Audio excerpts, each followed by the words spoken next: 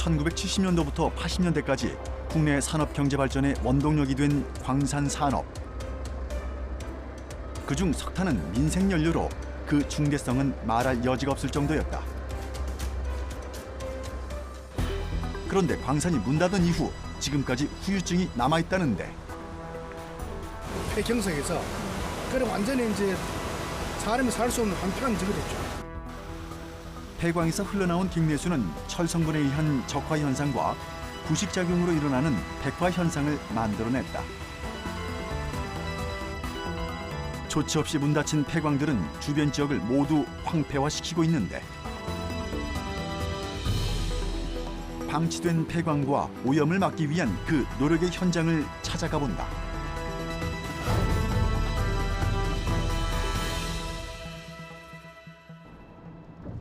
과거 석탄 산업의 중심지였던 태백. 그곳은 현재 어떤 모습으로 남아있을까? 제작진은 우리나라 탄광의 모습과 역사를 확인하고자 태백을 찾았다. 최초 석탄 발견지라는 안내판 아래 김상구 태백 문화관광 해설사가 제작진을 기다리고 있었는데. 선생님, 지금 여기는 어떤 장소일까요?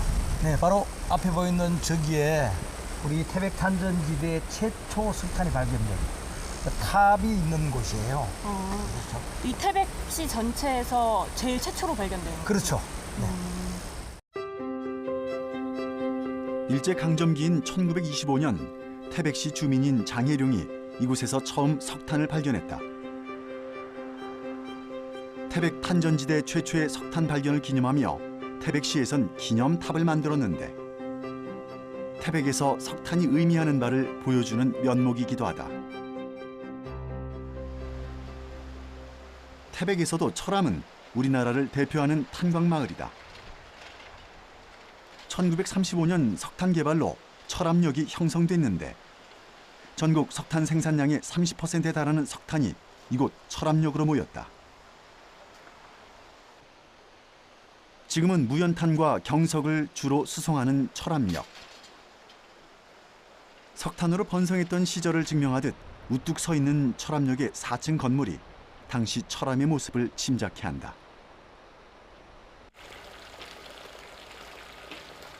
잿빛으로 가득한 철암역 내부. 이곳 내부에서 눈에 띄는 것은 철암역 역사가 아닌 옆에 자리한 거대한 선탄 시설이었다. 1935년부터 일본인들이 여기다가 철암역을 만들고 지금까지 석탄을 여기까지 가져와서 선별하는 철암역도 선탄 시설이에요. 선탄이라고 하면 어떤 것이죠? 선탄은 땅속에 있는 무연탄이 다 땅속에서 가져오면 다 석탄이 아니죠. 그래서 바로 이 시설 안에 들어가서 석탄인 애들, 석탄이 아닌 애들을 분리하는 시설을 선탄 시설이라고 해요. 그럼 그거를 일일이 사람들이 직접 하시는 거예요? 그렇죠. 그것도 이제 강산에서 근무하던 강부들의 미망인들, 사망한 강부들 미망인들이 바로 여기서 일을 하는데 굉장히 힘든 일이고 탄가루를 제일 많이 먹는 곳에서 일하는 분들입니다.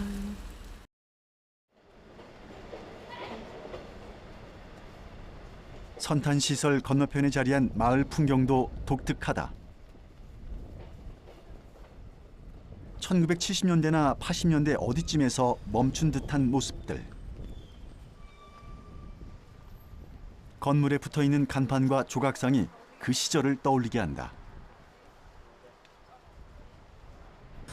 철암 탄광 역사촌으로 만들어두고 그 당시의 생활상, 사람이 살았던 흔적을 들어가는 입구나 나가는 출구가 있는 게 아니고 오르락 내리락 하면서 볼 수 있는 곳이다. 네, 그렇게 해서 만들어진 바로 역사촌이 여기다라고 생각하시면 돼요. 탄광 역사촌 내부는 어떻게 생겼을까? 함께 들어가 봤다. 자, 여기가 지금 들어오면 탄광 역사촌의 메인인데요. 바로 그 당시에 사람들이 많이 오니까 집질 자료가 없었잖아요. 그래서 이렇게 겨울에 다니던 돌멩이에다가 진흙을 바르고 나무 판자를 해서 방 하나, 부엌 하나 만들었어요. 있는 돌멩이, 그리고 내부에는 탄광마을 생활상이 곳곳에 녹아나 있다. 방 하나, 부엌 하나 놓고 살았다는 거죠. 번성했던 당시의 흔적부터 광부들의 애환과 삶, 그리고 소소한 행복까지 그대로 시간이 멈춘 장소였다. 이쪽 들어가시는 어떤 예버진가 이 집도 밑에 계곡이었었는데 바로 비가 안 올 때 밑에다 방을 만들고 이렇게 지하 방이 있다는 거. 네, 그리고 겨울에다가 방을 만들었던 집들이 이렇게 이어져 있는데 이게 재밌는 거 많아요. 그죠? 여기 보면 계단에 쥐가 막 다니고 있어요. 그죠? 근데 이 탄을 파는 강부들은 자기 집에 있는 부인보다도 이 쥐를 더 신성시했다는 거예요. 왜냐하면 탄을 파러 들어가면 굴 속에 식물이 썩어서 생기는 가스, 메탄 가스가 있는데 그 메탄 가스는 한 모금 마시면 그냥 죽는 거예요. 그죠? 죽는데 내가 굴 속에 발을 들여놓으면 죽을 수도 있는 상황에 쥐가 왔다 갔다 했다. 그러면 공기가 깨끗하다는 걸 증명하는 거죠. 죽음을 불사하고 이런 노동을 한 이유는 하나다. 돈을 후하게 주었기 때문이다. 하지만 가정용 연료가 연탄에서 석유로 빠르게 전환됨에 따라 1989년 석탄산업 합리화 정책이 시작됐다. 탄광 지역은 급격히 위축됐으며 문을 닫는 탄광들이 늘어만 갔다. 1970, 80년대 이 동네가 약 2만 5천 명이 살던 동네예요. 80년 바로 들어서면서부터 차츰 줄기 시작하다가 1987년도에 석탄산업 합리화 그리고 1988년 서울올림픽을 전후해서 아주 쉽게 말하면 석유가 석탄을 쫓아내는 거예요. 자, 누가 편한 석유를 써지 석탄 쓰는 사람이 없죠. 그래서 내리막길로 가다가 지금은 완전히 사양화 길로 가고 있다. 2만 5천 인구가 지금은 약 250명 정도의 인구로 줄은 동네라고 생각하시면 됩니다. 탄광마을이 쇠락의 길을 걸으며 태백에는 문 닫은 광산과 빈집들만 남았다. 땅속 깊은 곳에서 불씨를 나눠주었던 탄광. 약 60여 개의 탄광이 만들었던 태백의 황금기가 그렇게 막을 내렸다. 그렇다면 당시 문 닫은 탄광, 즉 폐광은 어떤 모습으로 남아있을까?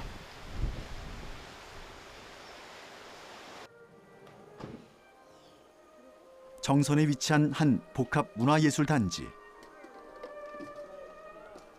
이곳은 본래 1962년부터 2001년도까지 석탄을 캤던 삼척탄좌 정암광업소였다. 국내 최대 민영 탄광이었던 삼척탄좌 정암광업소는 38년간 무연탄을 생산했다. 한때 광부의 수가 3,000명이 넘는 등 융성하고 부유했던 곳이다.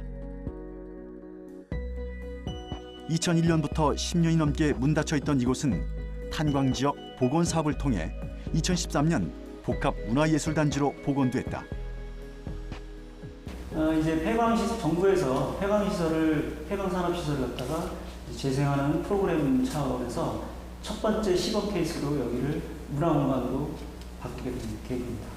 그러면 이곳에 있는 문화공간은 어떤 식으로 구성이 되는지 소개 한번 해주실까요? 여기 그대로 그때 당시의 산업 시설을 그대로 보존을 하면서 그다음에 박물관이라든지 전시관, 그러니까 현대미술관 같은 전시관을 운영하고 있습니다. 공연장도 있고요.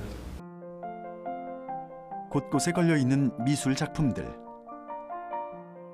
이곳은 탄광시설의 외관을 그대로 유지한 채 내부를 필요에 따라 개조했다. 현대미술, 설치미술, 각종 예술 수집품들을 전시하며 검은 땅 위에 새로운 예술을 싹 틔웠다.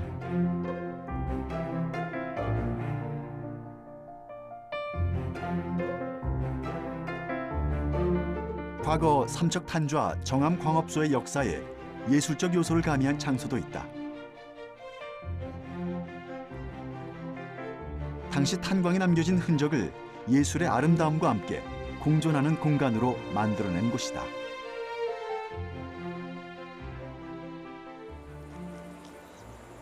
외부로 나서자 우뚝 솟은 녹슨 구조물이 눈에 띈다.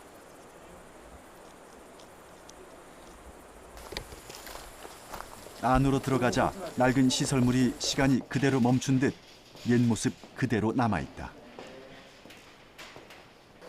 지하에서 캐낸 석탄을 지상으로 끌어올리던 수직 갱도다.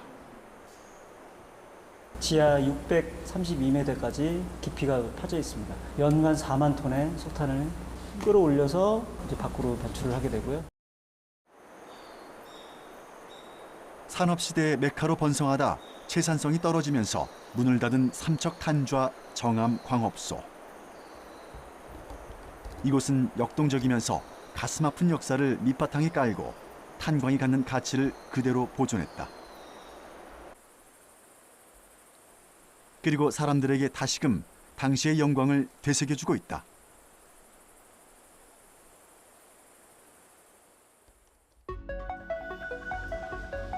하지만 전국의 폐광들이 모두 이런 모습을 띠고 있는 것은 아니다. 탄광업이 시대 변화에 따라 빠르게 사양길로 치달으면서 폐광 대부분이 아무런 조치 없이 문을 닫았다. 아무 조치도 취해지지 않은 폐광은 환경 문제를 발생시키는 원인이 됐다.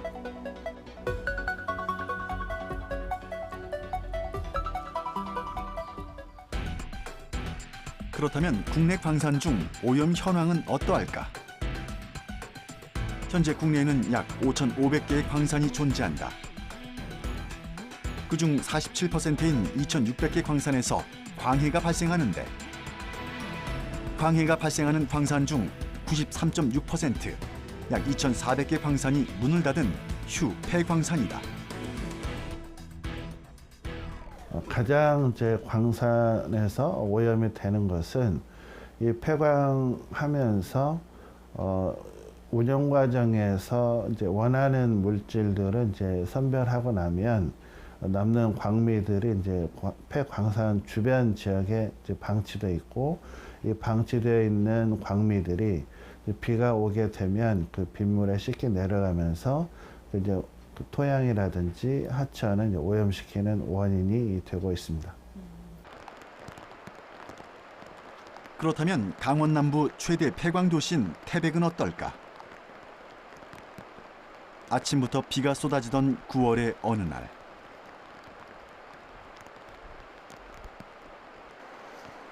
폐광의 영향으로 인한 환경오염은 어떠한지 살펴보기 위해 제작진은 태백을 찾았다. 제작진이 가장 먼저 찾은 곳은 한백산 부근 동해광업소가 있는 곳. 동해광업소는 90년대 초 문을 닫기 전까지 1000여 명의 광부들이 일하던 규모가 꽤 큰 탄광이었다.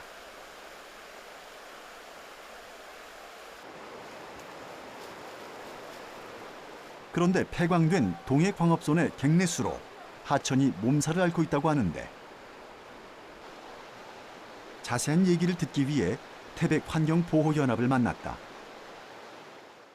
옛 동해광업사라고 그냥 이제 직원들은 종업원 직원들 한 1000여 명이 됐고 연 생산량은 이제 한 37만 8천 톤. 그리고 큰 광산이 있었어요. 이곳 소롯골 하천은 동해광업소의 갱내수로 인해 물이 뿌옇게 변화됐다고 하는데, 하류임에도 불구하고 석회석을 뿌려놓은 듯 새하얀 물과 돌을 육안으로 확인할 수 있다. 알루미늄 성분이 함유된 갱내수가 유출되면서 새하얗게 변하는 백화 현상이 일어난 것이다.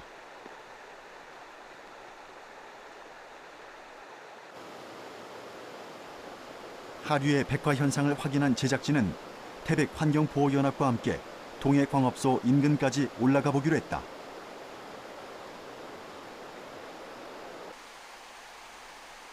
(1km도) 채 올라가지 않았는데 하천의 상황은 하류보다 몇 배는 심각했다. 하얀 우유를 엎지른 듯한 물색과 돌들. 네, 여기는 이제 동해광업소 이제 폐 경석장 덤이거든요. 산 전체가.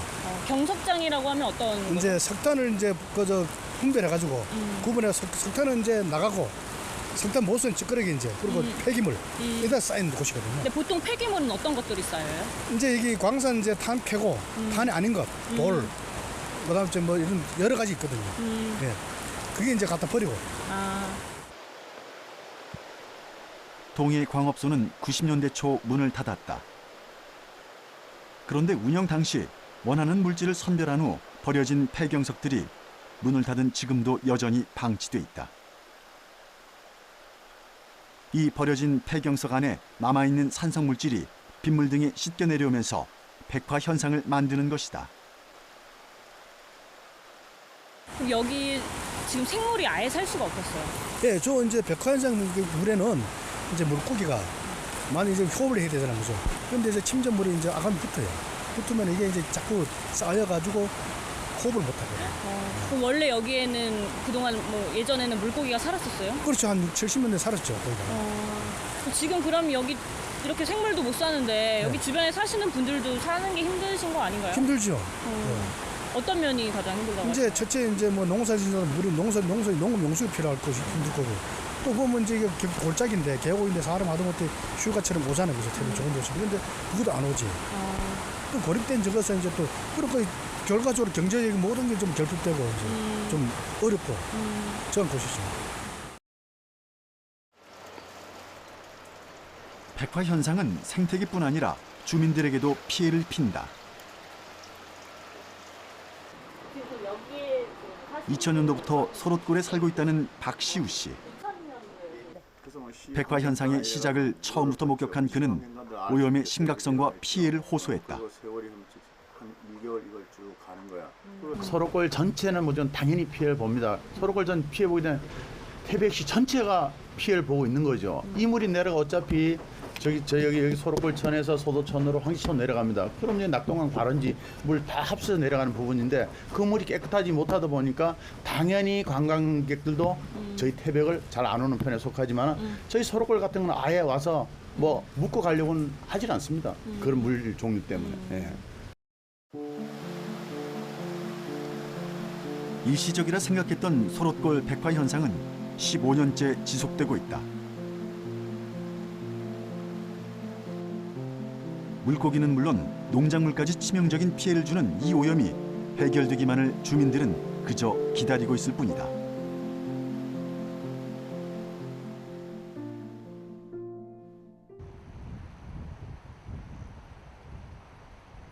다음 날 태백의 또 다른 폐광 지역을 찾았다. 이곳은 보성광업소가 있던 지역. 폐광 갱내수에서 흘러나오는 중금속 때문에 물이 붉게 변하는 적화 현상이 일어나는 곳이다. 멀리서 보기에도 오염 정도가 심각해 보이는데 철, 망간 등의 중금속이 물은 물론 하천의 돌과 바닥까지 붉게 변색시키고 있다.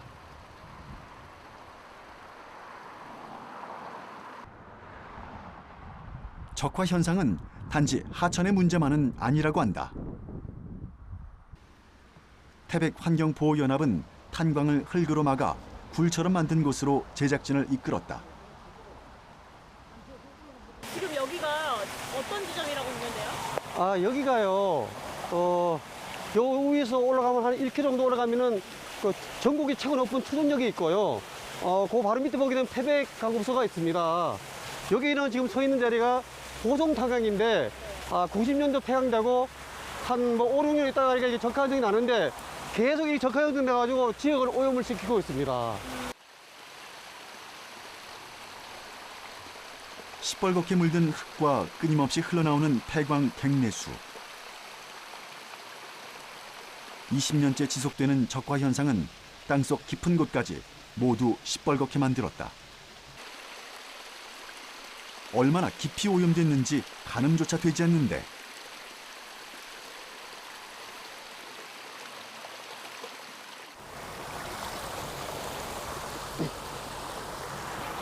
이렇게 푸니까 더 오히려 완전 네, 갈색이. 이거요, 이 갈색이 빨갛잖아요. 이게 노래지잖아요. 예. 이게 망간이랑 철 때문에. 예, 망간하고 철. 근데 이게 벌써 이게 20년, 30년 가까이 계속 이런 현상이 나오는 거예요? 그렇죠.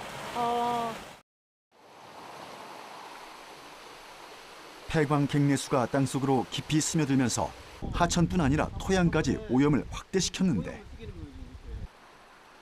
오염된 토양에서 자라는 식물에도 중금속이 축적된다.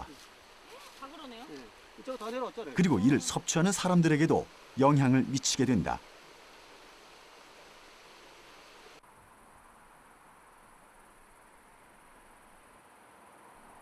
태백시 화전동 자동차 검사소 인근. 이곳 역시 옛 보성광업소에서 발생한 폐경석이 산더미처럼 쌓여 있다. 이 찬이 여기서 이게 전부 다 슬러지거든요. 이게. 이게. 여기 보면 이제 폐경석이라고 폐경석. 여기 보면 이제 저 돌덩어리. 여기 한가로도 섞일 수 있고 이제 이게 폐경석이라고 폐경석. 돌에서 전부 다 이렇게 색이 나오고 이 폐경석이 있거든 이게. 근데 여기 보면 이제 왜 물이 빨갛게 나고 흙이 나오는지 이해할 수 있는 거 쉽게 하기 위해서 마침 하는 그 단면이 이제 이 산 전체가 이런 저기 폐기물 저기 장이니까 버린 장이니까.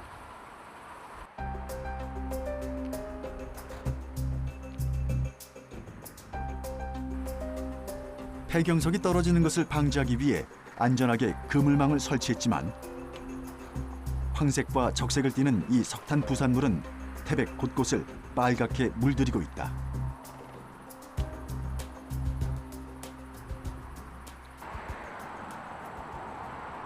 특히 이곳에서 비탈길을 내려가면 태백에서 서울과 수도권 등으로 진출입하는 도로와 맞닿는다. 그런데 갱내수가 사면을 타고 흘러내리면서 도로 옆 사면과 바닥까지 모두 붉게 물들였다. 지역 이미지 훼손은 물론 갱내수가 주변으로 흘러들면서 환경 문제를 더욱 야기시키고 있다. 여기는 그 옛날에 장원광업소, 보성탄광, 태성광업소 강산이 한 열댓 개가 있었는데 여기는 최고 낙동강 상류 지역입니다. 상류 지역에서 이렇게 오염된 물을 내려가니 낙동강의 제하류에 있는 분들은 오직 하겠습니다. 빨리 개선돼서 낙동강 제하류에 있는 분들도 편하게 쾌적한 물을 받았으면 좋겠습니다. 낙동강 발원지인 강원도 태백시. 이곳 태백에 존재하는 폐광산은 총 45개다. 그중 환경적인 조치 후 문을 닫은 곳은 단 한 곳도 없다. 폐광의 영향으로 태백산 곳곳에선 20년 가까이 백화현상, 적화현상으로 몸살을 앓고 있다.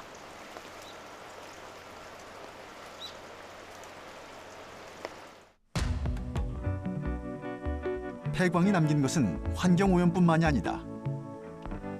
한때 기적의 광물로 불리던 석면. 석면은 자연적으로 만들어진 광물로 가볍고 불에 타지 않아 다방면에 쓰였다. 석면의 수요가 높아지자 석면 광산도 늘어났다. 그런데 석면이 폐를 위협하는 1급 발암물질로 밝혀지면서 사용이 전면 금지됐다. 폐석면광산은 이제 환경적으로는 주로 이제 그런 섬유소 그런 물질들이 이제 뭐 지하수라든가 이런데 이제 노출이 될 수가 있고 그렇게 되면 또 지하수를 통해서도 영향을 미칠 수가 있게 되는 거죠.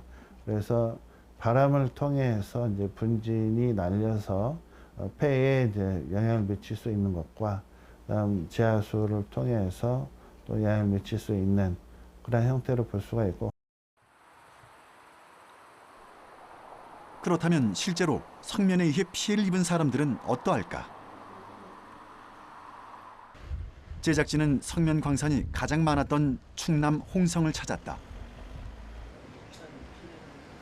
이곳은 석면 피해자를 위해 활동하는 정지열 위원장이 제작진을 기다리고 있었는데 석면 광산 인근 마을에서 태어난 그는 석면의 위험성을 전혀 몰랐었다고 한다. 그 2008년 10월 달에 검진을 어느 대학 교수님들이 오셔가지고 그냥 무자비로 누구 뭐 대상이 아니고 동네 사람이면 다 와서 찍어라. 하고 찍어서 215명을 찍었어요. 홍성에서 일부 찍고 보령 가서 찍고 그게 110명이 이상 소견이 다 나온 거예요. 그럼 50%가 나온 거 아니에요. 그게 뭐 아주 난리가 난 거지 그때. 뭐 이건 이 동네 사는 쟤밖에 없는데 이런 질병을 갖고 환자들이 아주. 근데 사실은 그 알려지기 전에 옛날에 일 가족이 다들이 그냥 질병으로 돌아가시게 된 가정이 여러 가정이 있었는데 그게 성명인 줄 모르고. 충남 홍성에 위치한 광천 성면광산. 1930년대 개발된 이곳에서 정지열 위원장 역시 성면을 캔 경험이 있는데 당시 모든 사람들이 마스크도 없이 맨손으로 일하며 하얀 성면 가루를 뒤집어 썼다. 그 성면 피해자로 인정받은 분은 몇 분 정도 되시는 건가요? 저 한 3,000명. 네, 네. 전국적으로? 네, 예. 그럼 여기 충남 지역은 어느 정도? 1,000명이 넘습니다. 되게 상당히 많은 숫자네요. 충남 지역에서만. 예. 원래 이 지역이 성면 그 폐광이 많아서 그런 거죠? 예, 전국의 광산이 36개 광산이라고 하는데 충남 지역에 뭐 한 10개가 되니까 광산도 많고 또 거기에 이 홍성에 광산이 8개, 9개 됩니다. 홍성군에. 그러니까 환자가 많이 발생할 수밖에 없죠. 성면 흡입으로 발생하는 대표적인 질환은 폐암 및 성면 폐증 등이다. 그중 성면 폐증은 짧은 시간에 격렬한 신체 활동에도 호흡 곤란을 호소하게 만든다. 기적의 광물이 죽음의 광물로 변한 것. 성면 피해는 오랜 잠복기를 거치기 때문에 해마다 피해자가 늘어나고 있다.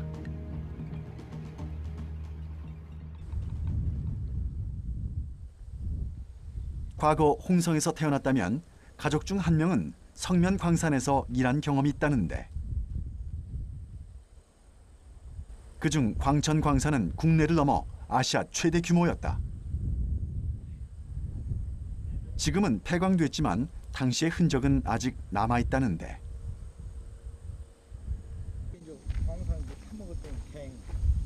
정지열 위원장과 함께 제작진은 광천 광산 현장을 찾아가 봤다.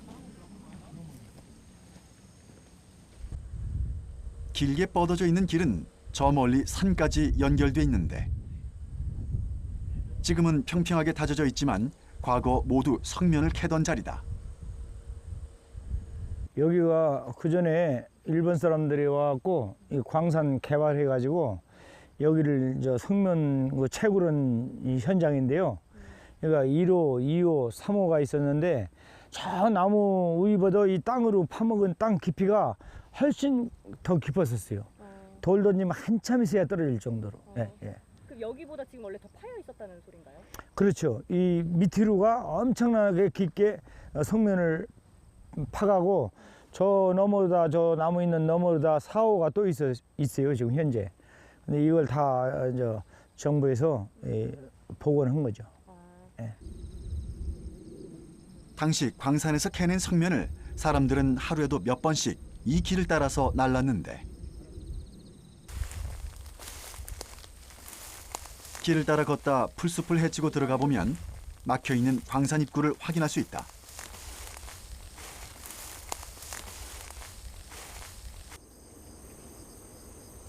철창살로 막혀있는 광산 입구. 만 평이 넘는 규모의 화약을 이용해 성면을 캐던 이곳은 이렇게 입구 하나만 남아있을 뿐이다.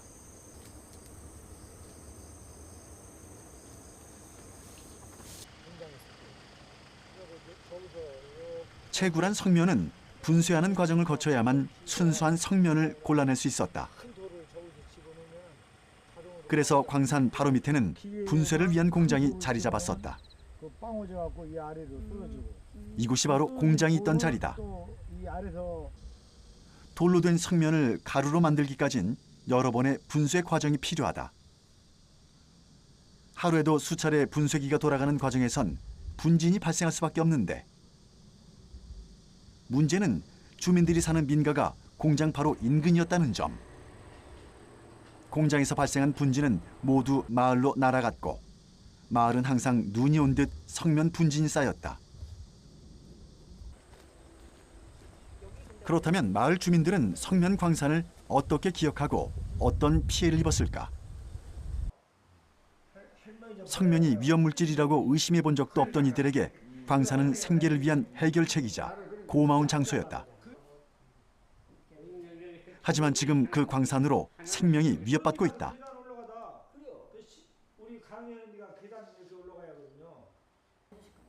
분진이 막 날라오는 거예요. 날라오면 그때 식견이 마루 막 쓸고 닦고, 예. 계속 공장에서 계속 그냥 주야로 그냥 생면을 빠웠어. 그럼 서풍 부르면 이 먼지가 우리는 서풍 그렇게 광산이 여기 있다면 우리는 이 서풍 부르면 우리는 아주 직통으로 닿는 거예요. 먼지가 지금 아주 바로 예, 그렇지.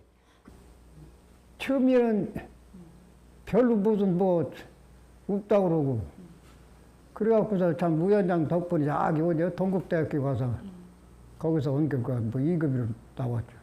2급이라고 2급. 거예요? 그러면 다른 가족분들은 어떠셨어요? 아직 우리 가족은 안 시키고 아들하고는 작년이지 올인가 올해. 아드님도 네. 받으신 거예요? 네. 또 동생분도 받으시고? 네. 가족분들이 많이 하시네요. 그래요? 그 동생분이랑 아들분은 일을 안 하셨는데도 그걸 받으신 거예요? 그렇죠. 예. 많은 성면 피해자를 낳았던 광천 광산.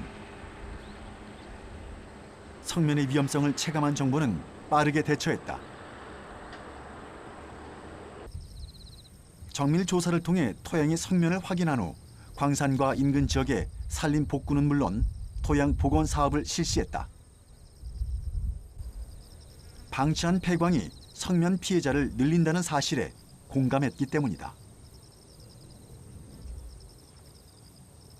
그 당시 이제 이게 2009년 3월달에 성면이 유해물질이라는 걸 알려지면서 정부에서 빠른 시일 내에 이 광산을 복원을 해야 피해자가 덜 생기지 않느냐 해갖고 바로 발주해서 그 연도 2009년 6월달이 시작해갖고 12월까지 준공을 한 겁니다. 폐광이 원인이 되는 백화, 적화 현상, 그리고 존재만으로 주민을 위협한 성면까지. 이를 위한 해결책은 어떻게 진행되고 있을까?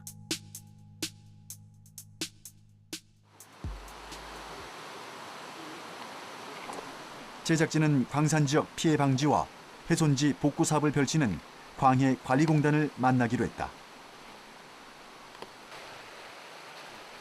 태백에서 마주한 광해관리공단은 적화 현상 지역에서 무엇인가 준비를 하고 있었다.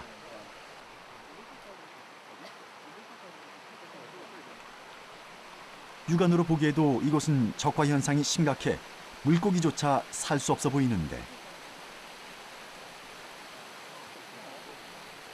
광해관리공단은 이곳에서 무엇을 하는 것일까? 여기가 예전에 그 석탄 광산 지역으로요.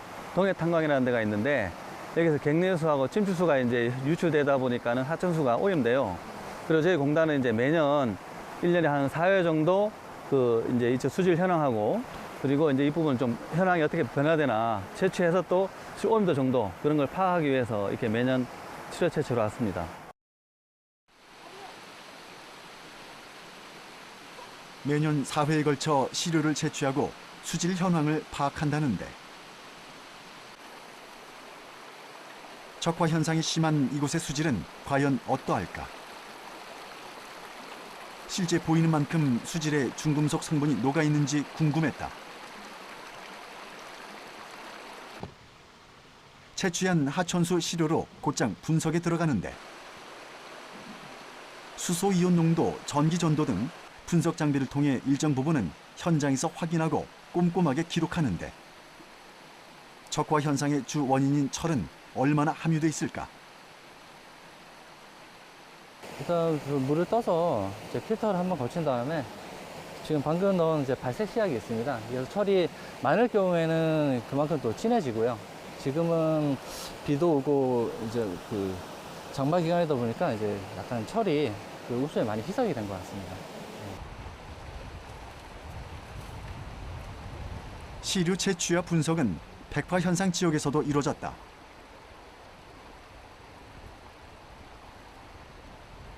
이곳 역시 백화 현상이 심각한데 동일한 방법으로 하천 시료를 채취하는데 백화 현상을 보이는 이곳 수질은 어떤 결과를 보여줄까?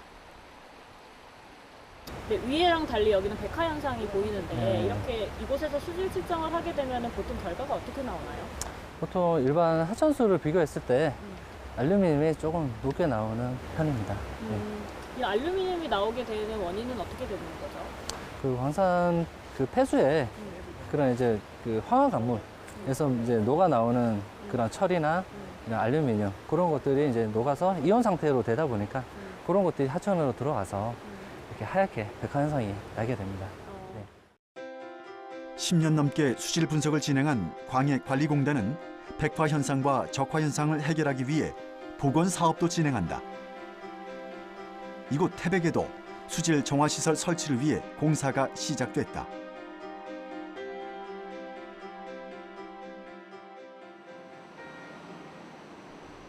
이미 정화 시설을 통해 복원이 이루어지고 있는 곳도 있다. 이곳에선 함태 석탄광산에서 발생하는 갱내수 수질 처리가 한창이다. 갱내수는 어떤 과정을 통해 깨끗한 물로 재탄생하는 것일까? 네, 지금 여기 어떤 곳인가요? 여기가 함태탄광 수질 그 유입수 쪽입니다, 여기가. 그리고 저 유입수 쪽인데 저 위쪽 상부 한 1.8km 정도의 함태 그 수직갱이 있고요.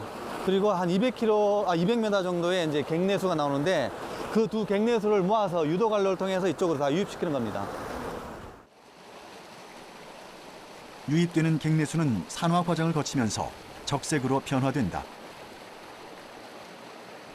갱내수에 산소를 결합시켜 마치 적화 현상이 더욱 심해진 듯 보인다.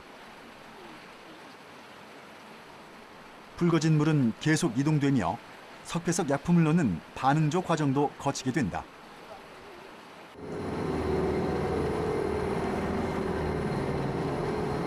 네, 지금 여기는 어딘가요? 여기는 이제 반응조에 있는 물들이 좀 넘어온 응집조입니다. 그러니까 반응해 있는 물들을 응집시켜서 그러니까 응집시켜서 이가철 부분과 이제 맑은 물을 분리시키는 그런 역할을 할 수 있는 응집 부분이고요. 이게 응집 교반조입니다. 이게 그 응집조를 교반을 시켜서 이제 좀 더 잘 이렇게 응집되게끔 저희 하는 그런 응집조 역할을 합니다. 응집조 부분을 지나자 실제로 물에서 철이 응집된 것을 확인할 수 있었는데 응집조 이후 물은 침전조로 향한다. 침전조에서는 응집된 철이 중력에 의해 자연 침전되는 과정이 이루어진다.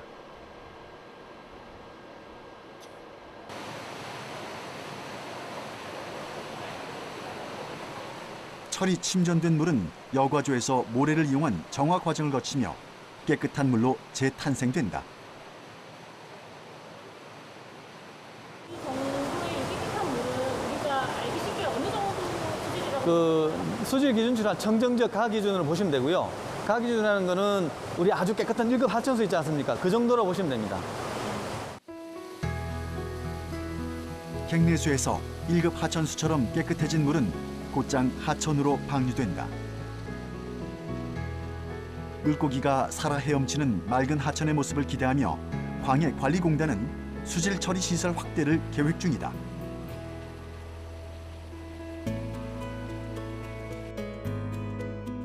또한 공단에서는 수질뿐 아니라 토양 복원 사업도 진행하며 다방면으로 광해 방지 사업을 펼치고 있다.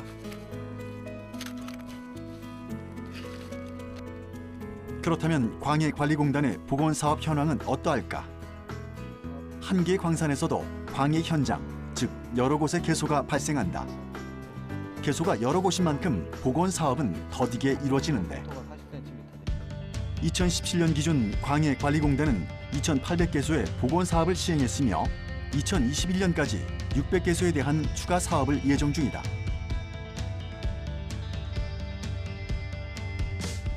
그런데 복원 사업이 더디게 진행되는 까닭 중 한 가지는 주민과 공단이 서로 다른 입장차를 보이기 때문이다.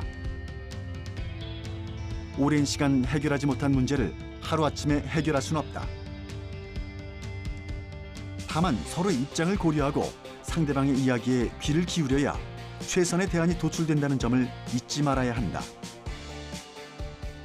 부분적으로 정화시설도 만들고 또 자꾸 개선하고 해가지고 상당히 이제 수질은 좀 좋아지고 있고 그래도 아직 이거 안 되거든요.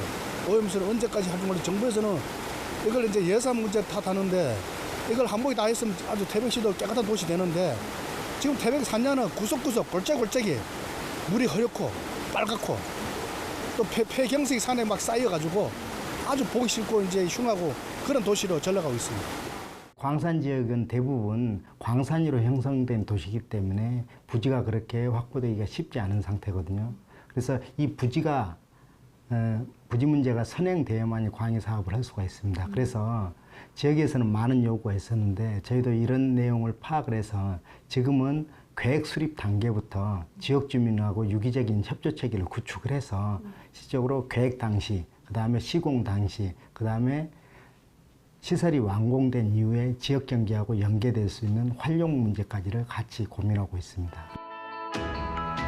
산업화의 씨앗인 동시에 오염의 근원지였던 폐광.